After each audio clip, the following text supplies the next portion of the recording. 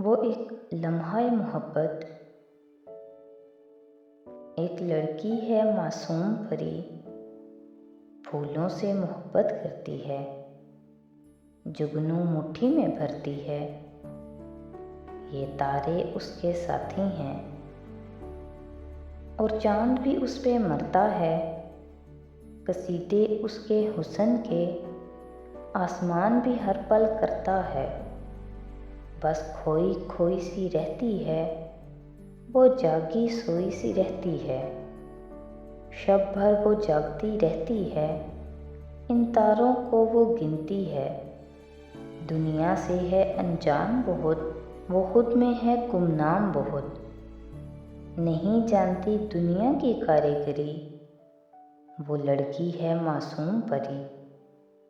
رات کے 11 بج رہے تھے، اس بستی کا ہر چھوٹا بڑا فرد محو استراحت تھا، 4 سو خاموشی چھائی تھی، ایسے میں وہ اپنے گھر سے کچھ دور اپنی من پسند جگہ پر موجود تھی، جہاں ہریالی تھی، پھول تھے، دنیا کی رنگینیاں تھیں، جگنو تھے، چاند اور تارے تھے، اس کے ساتھی، اس کے دوست اور مسحور سی وہ 17 سالہ لڑکی جو اس سرسبز زمین پر مدہوشی کے سے عالم میں گول گول گھوم رہی تھی۔ جگنو اس کے ارد گرد یوں منڈلا رہے تھے گویا اس کا طواف کر رہے ہوں، اس کے کھلے لمبے خوبصورت بالوں سے چھیڑخانی کرتے جگنو لبوں میں مسکراہٹ دبائے اس نے ہتھیلی سامنے پھیلائی تو 2 جگنو اس کی ہتھیلی پر آ بیٹھے اور انہیں دیکھ کر اس کی سبز آنکھوں کی چمک مزید گہری ہوئی۔ دور چاند نے ہلکی سی مسکراہٹ لیے اس معصوم حسن کے پیکر کو دیکھا جو چاندنی میں مزید سحر انگیز لگ رہی تھی، دودھیا رنگت چمک رہی تھی، کانچ سی آنکھوں میں ڈھیروں چھوٹے چھوٹے سپنے سجے تھے۔ یہ چاند تارے، یہ پھول اور جگنو تو واقف تھے اس کے جذبات سے، اس کے خوابوں سے۔ زونی، اے زونی، ان خوبصورت لمحوں کے طلسم کو ایک زوردار کرخت آواز نے توڑا۔ وہ چونکی اور آواز کی سمت دیکھنے لگی۔ جی اماں، ہلکی سی آواز میں کہہ کر ایک نظر چمکتے جگنو کو دیکھا جو شاید یہ سخت آواز سن کر وہاں سے جا رہے تھے۔ زونی کی آنکھوں کی جوت بجھنے لگی۔ ارے کمبخت، کہاں مر گئی ہے؟ اماں کی پھٹکار پھر سے سنائی دی تو وہ دھیرے دھیرے قدم اٹھاتی اماں کی جانب بڑھنے لگی۔ کچھ ہی فاصلے پر اماں کمر پر ہاتھ رکھے کھڑی تھیں، خوشمگین نگاہوں سے اسے گھورتی۔ زونی نظریں جھکائے انگلیاں مروڑتی ان کے قریب آئی۔ تجھے کتنی بار کہا ہے کہ یوں گھر سے مت نکلا کر، جب جی چاہتا ہے آدھی رات کو منہ اٹھا کر نکل جاتی ہے، تجھے ایک بار کہیں بات سمجھ نہیں آتی؟ اوپر سے خوبصورت اتنی کمبخت، کہیں کوئی سایہ آ گیا تو کیا بنے گا تیرا؟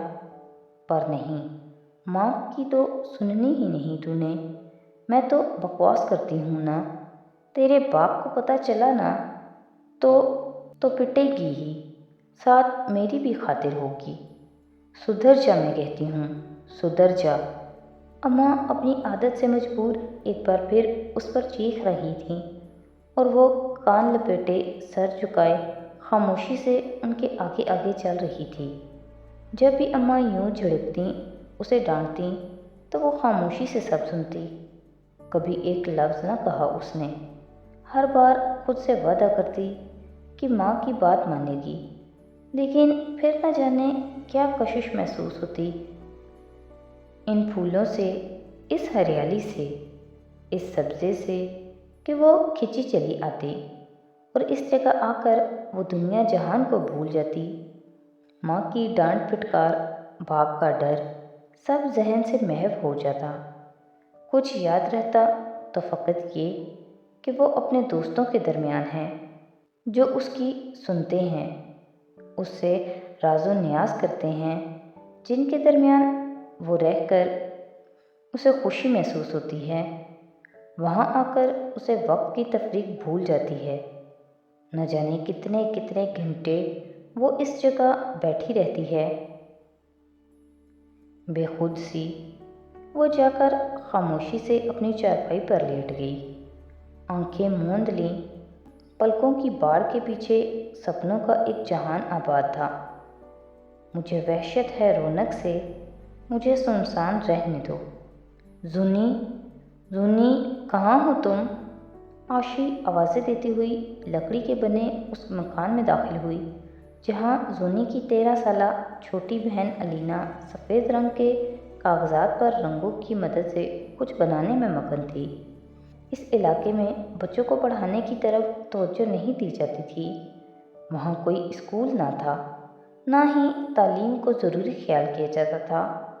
سب سیدھے سادے لوگ تھے، محدود سی زندگی میں مگن، جن کا مقصد محنت کرنا، کھانے کے لیے کمانا، 3 وقت کھانا اور سکون اور چین کی نیند سونا تھا۔ بہت زیادہ دولت اور پیسہ جمع کرنے کی حرص نہیں تھی ان میں۔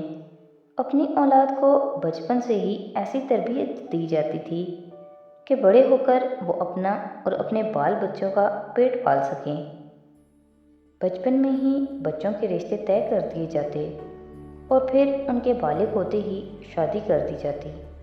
شادی کے لیے لڑکی کی مناسب عمر 16 سال اور لڑکے کی 18 سے 20 سال سمجھی جاتی۔ الینا نے نظر اٹھا کر عاشی کی جانب دیکھا جس کا چہرہ خوشی سے چمک رہا تھا۔ الینا، زونی کہاں ہے؟ کھنکتی آواز میں پوچھا۔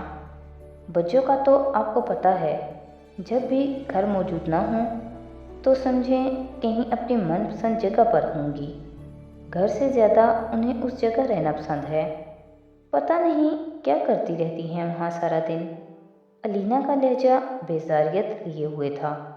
وہ چاہتی تھی کہ زونی اس کے ساتھ رہے، وہ دونوں ہنسیں، کھیلیں، جی بھر کر ایک دوسرے سے باتیں کریں، لیکن زونی الگ مزاج کی تھی، تنہائی پسند، جسے لوگوں سے زیادہ پھولوں، تتلیوں سے پیار تھا۔ اس لیے ان دونوں کی کبھی نہیں بنتی تھی۔ الینا اپنے کاموں میں مگن رہتی اور زونی اپنے کاموں میں۔ اچھا چلو میں وہیں چلی جاتی ہوں، عاشی کہتے ہوئے مڑ گئی۔ اب وہ اونچائی کی طرف جا رہی تھی کہ وہ جگہ اونچائی پر واقع تھی جہاں زونی پائی جاتی تھی۔ اے زونی! دور سے ہی اسے دیکھ کر عاشی نے پکارا، ساتھ ہی ہاتھ بھی ہلایا۔ اس کے قدموں میں بھی تیزی آ گئی تھی۔ زونی مگن سی اپنے ہی خیالوں میں گم بیٹھی تھی، ایک ہاتھ میں سرخ گلابوں کو گلدستے کی صورت میں تھاما ہوا تھا، جبکہ دوسرے ہاتھ کی پشت اپنے چہرے کے سامنے کر رکھی تھی جس پر بہت خوبصورت رنگ برنگی تتلی بیٹھی تھی۔